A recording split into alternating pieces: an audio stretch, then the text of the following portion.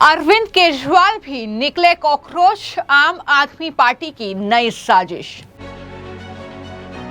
उमर खालिद का करीबी राम मंदिर विरोधी सीजेपी प्रवक्ता सौरभ दास। दिल्ली पुलिस ने कॉकरोच जनता पार्टी को नहीं दी जंतर मंतर पर प्रोटेस्ट की परमिशन। कॉकरोच जनता पार्टी अब दिल्ली में प्रदर्शन के नाम पर एक नया सियासी ड्रामा शुरू कर रही है, लेकिन इससे पहले कॉकरोच जनता पार्टी ने 3 प्रवक्ताओं को नियुक्त किया है, जिसमें आम आदमी पार्टी की बड़ी साजिश का पर्दाफाश लगातार हो रहा है।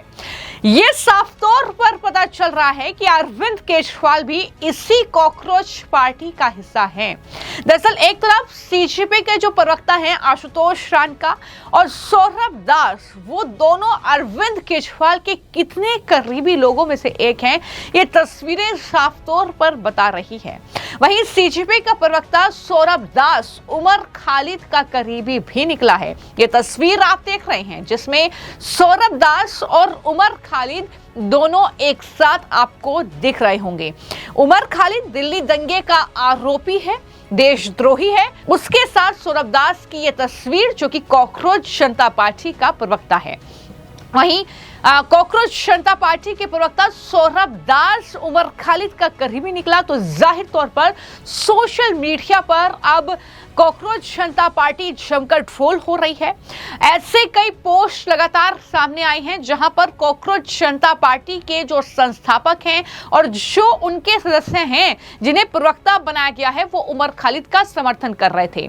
उमर खालिद की जेल में रहने पर उनको चिंता हो रही थी, उनके समर्थन में वो लगातार पोस्ट कर रहे थे, और इस तरीके से ये कहीं ना कहीं उनकी साजिश और षड्यंत्र को ही बेनकाब करता है। इसको लेकर ही दिलीप मंडल ने पोस्ट किया और लिखा कि बस इतनी सी बात है कि बंदा उमर खालिद के लिए पागल है, क्योंकि सौरभ दास का ये पोस्ट आप देख रहे हैं, जिसमें वो उमर खालिद को बहादुर इंसान बता रहा है और कह रहा है कि बहादुर इंसान उमर खालिद से मुलाकात हुई। झूठे और बेबुनियाद आरोपों पर 5 साल जेल में बिताना भारत की न्यायपालिका पर एक हमेशा रहने वाला दाग है। उनके लिए, उनके कभी ना हार मानने वाले जज्बे के लिए दिल से इज्जत। ये सौरभ दास का ट्वीट है, ये कॉकरोच जनता पार्टी के प्रवक्ता का ट्वीट है। उमर खालिद के लिए ये उनका प्यार है, वो भी उस इंसान के लिए जो कि दिल्ली दंगे का आरोपी है, जिसमें कई निर्दोष लोगों की जानें गई। ये देशद्रोही उमर खालिद का दोस्त है।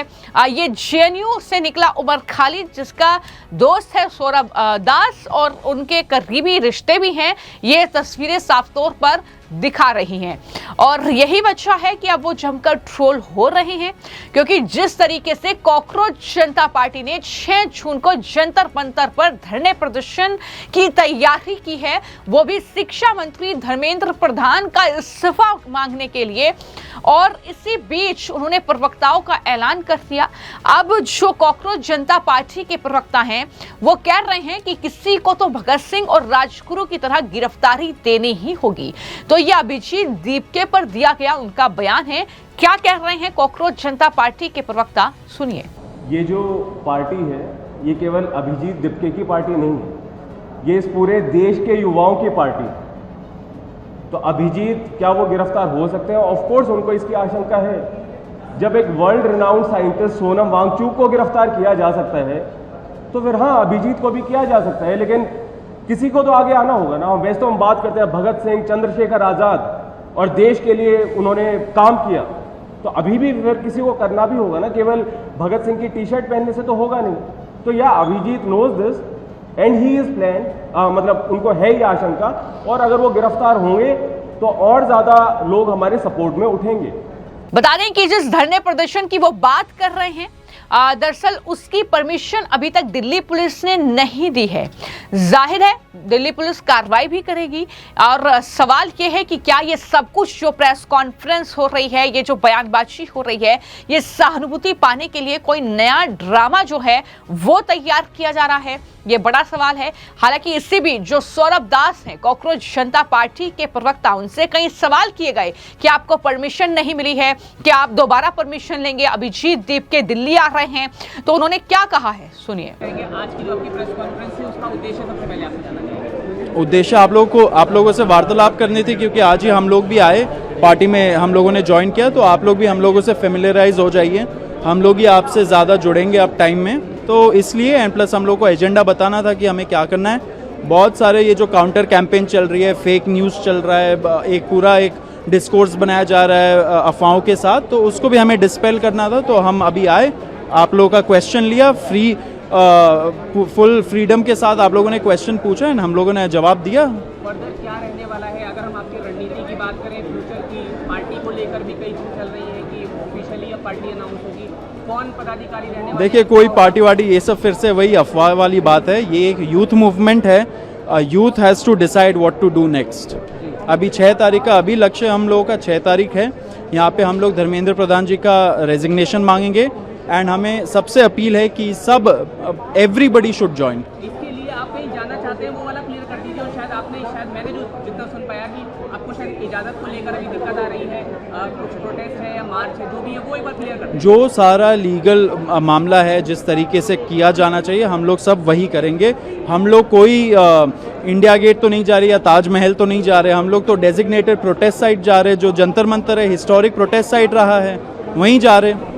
उसमें क्या दिक्कत होनी चाहिए? परमिशन सीख की आपने? हम लोग वो आ रहे हैं ना, वो इंडिया इसलिए तो आ रहे हैं सीख करने के लिए परमिशन। उस दिन परमिशन का हम लोग मांगेंगे, देखते क्या होता है। ये देश भर से लोग आ रहे हैं, कितने लोग आ रहे हैं, कोई आइडिया अगर हम समझ पाएं? देखिए, कोई आइडिया तो नहीं है हम लोगों को अभी, लेकिन ज़्यादा से ज़्यादा लोग जुड़े, पीसफुली ये प्रोटेस्ट हो। और ये जो आपने कहा मूवमेंट, तो ये मूवमेंट की जो दिशा होगी, लास्ट सवाल है मेरा, ये दिशा सोशल मीडिया से निकलकर आगे किस तरह का रूप लेने वाली है? देखिए, पहले बहुत क्रिटिसिज्म हो रहा था कि सिर्फ सोशल मीडिया पे रह रहा है ये, लेकिन अब 6 तारीख को हम लोग करा रहे हैं ये प्रोटेस्ट, तो होगा ये प्रोटेस्ट, तो अब it is going to move into offline, क्योंकि अल्टीमेटली जो ये कल्चर बन चुका है, ये कल्चर सेट हो गया है, नॉन अकाउंटेबिलिटी का कोई जवाबदेही नहीं है, करप्शन चरम सीमा पे है।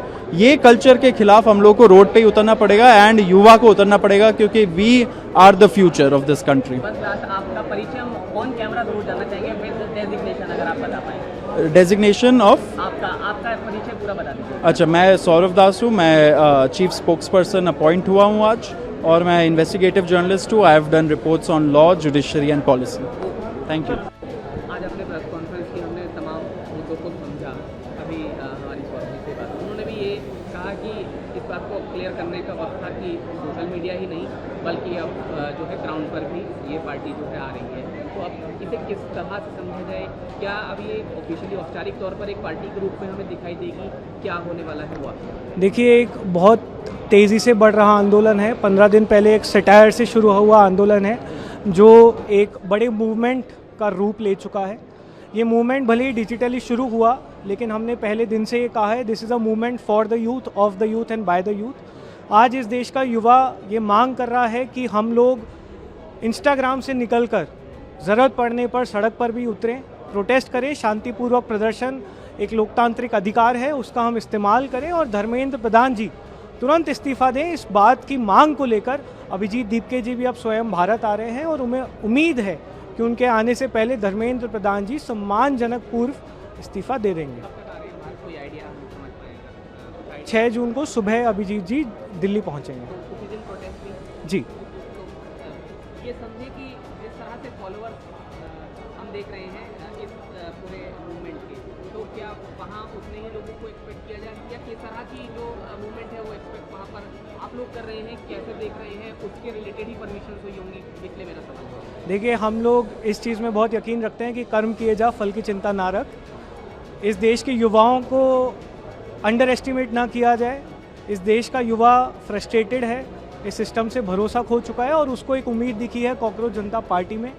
तो जितना प्यार, जितना समर्थन हमें ऑनलाइन मिला है, हमें उम्मीद है कि उससे कई ज़्यादा सपोर्ट हमें ग्राउंड पे मिलेगा। हमें उम्मीद है कि हज़ारों लाखों की संख्या में इस देश के युवा, उन युवाओं के माँ बाप और वो सभी परिवार जो इस देश के सिस्टम से उम्मीद खोते जा रहे हैं, वो उस दिन वहाँ पर मौजूद होंगे, और एक शांतिपूर्वक प्रदर्शन का हिस्सा बनकर एक आवाज़ में धर्मेंद्र प्रधान जी का इस्तीफा मांगेंगे। पार्टी के तौर पे हम इसे देखेंगे क्या फ्यूचर में इस तरह की कोई? देखिए, फ्यूचर हम लोग we are playing by the year. आज की तारीख में एक ही एजेंडा है, एक ही मांग है, धर्मेंद्र प्रधान जी का इस्तीफा। जब वो हो जाएगा, उसके आगे की जो भी हमारी रणनीति है, जो भी हमारी प्लानिंग है, उसको बिल्कुल से मीडिया को समय रहते बताया जाएगा। तो एक तरफ प्रेस कॉन्फ्रेंस में जो उन्होंने भगत सिंह से वो तुलना कर रहे हैं अभिजीत दीपके की, वो अभिजीत दीप जिसने अमेरिका में बैठकर ये सोशल मीडिया पर एक ऑनलाइन कैंपेन चलाया कॉकरोच जनता पार्टी के नाम पर, और इस तरीके से वो अब दिल्ली आ रहे हैं, 6 जून को प्रदर्शन करेंगे जंतर मंतर पर। लेकिन अभी तक दिल्ली पुलिस ने इस प्रदर्शन की परमिशन नहीं दी है।